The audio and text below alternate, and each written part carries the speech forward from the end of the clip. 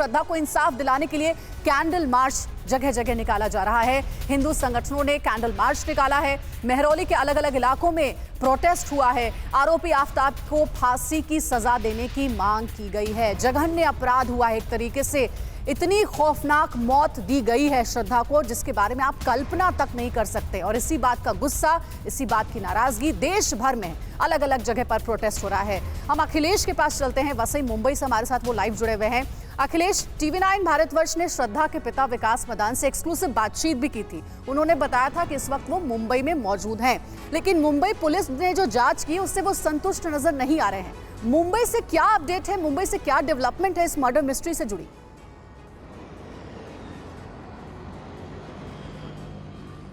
जी देखिए, जिस तरह से श्रद्धा और आफताब 2.5 वर्षों तक अलग अलग फ्लैट में रहे थे और किराए पे रूम लेकर, और 3 बिल्डिंग उन्होंने बदली किया था। और वहाँ पर जब हम गए तो वहाँ पर पड़ोसियों का ये कहना था कि अक्सर दोनों में झगड़े होते थे और इतनी ज़ोर से आवाज़ आती थी कि हमें कई बार जाकर वहाँ इंटरवीन करना पड़ता था और उन्हें बोलना पड़ता था कि आप जो चिल्ला रहे हैं उसे थोड़ा आवाज़ वॉल्यूम अपनी कम करिए, क्योंकि काफ़ी चिल्ला के उन लोग आवाज़ करते थे और झगड़ा करते थे। ये पड़ोसियों ने बताया।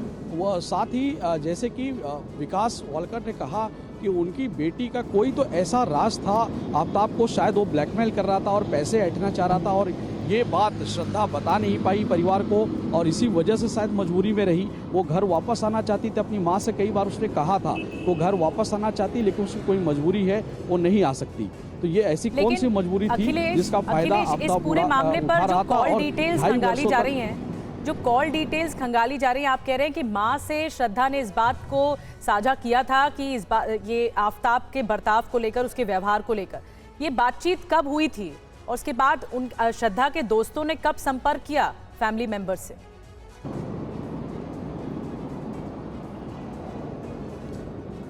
जी देखिए, श्रद्धा की माँ अब इस दुनिया में नहीं है, उनका निधन हो गया 1.5 वर्ष पहले। लेकिन ये बात है 3 साल पहले की, जब 3 साल पहले दोनों की मुलाकात हुई। उसके बाद एक दूसरे के घर पे आना जाना था, लेकिन दोनों के परिवार एक दूसरे को पसंद नहीं कर रहे थे कि ये रिलेशन आगे बढ़े। फिर दोनों ने ये फैसला किया कि वो अलग रहेंगे और उन्होंने नायगांव में सबसे पहले फ्लैट लिया और वहाँ पर रहना स्टार्ट किया।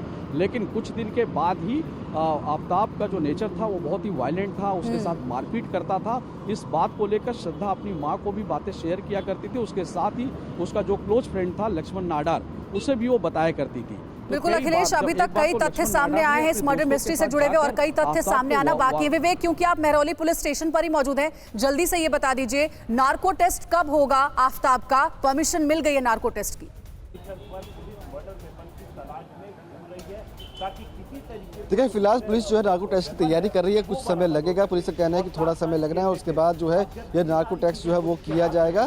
पुलिस का कहना है कि डॉक्टर्स का पूरा टीम जो है वो गठित की जाएगी और उसके बाद ये चीज़ें होंगी। तो 1 से 2 दिन जो है इस पूरे प्रोसेस में लगने वाले हैं और पुलिस का कहना है कि जल्द ही इसे पूरा किया जाएगा और फिर जल्द ही आगे की तफ्तीश जो है वो भी पूरी की जाएगी। जी ठीक है, नजर बना के रखिए विवेक। और बड़ी बात यह है, पुनीत के पास भी चलना होगा। पुनीत, इस मामले में अब तक जो पुलिस को जानकारियां मिल रही हैं वो क्या है? क्योंकि आफताब लगातार बयान बदल रहा है। अब पुलिस के लिए एक अहम कड़ी हो सकती है कि नार्को टेस्ट से जो सच है वो सामने आए। क्या कुछ और पुलिस की तरफ से कहा जा रहा है, या पड़ोसियों से अगर आपकी बातचीत हुई हो जब इस इलाके में रहते थे आफताब और श्रद्धा, तो किस तरह का बर्ताव था? क्योंकि ये केस सुलझाने में लगी हुई है, 4 राज्यों तक इसकी आंच पहुंच चुकी है। अब आगे और क्या डिटेल्स मिल रही हैं? देखिए, नार्को टेस्ट इसलिए जरूरी है क्योंकि लगातार अपने बयान बदल रहा है आफताब, और महरौली थाने के अंदर वो रात को आराम से चैन से सोता है, उसे जरा भी अपने किए हुए पर पछतावा नहीं है। और जब पुलिस वाले उससे हिंदी में सवाल पूछते हैं तो वो बड़े अदब से, बड़े रौब से अंग्रेजी में जवाब देता है।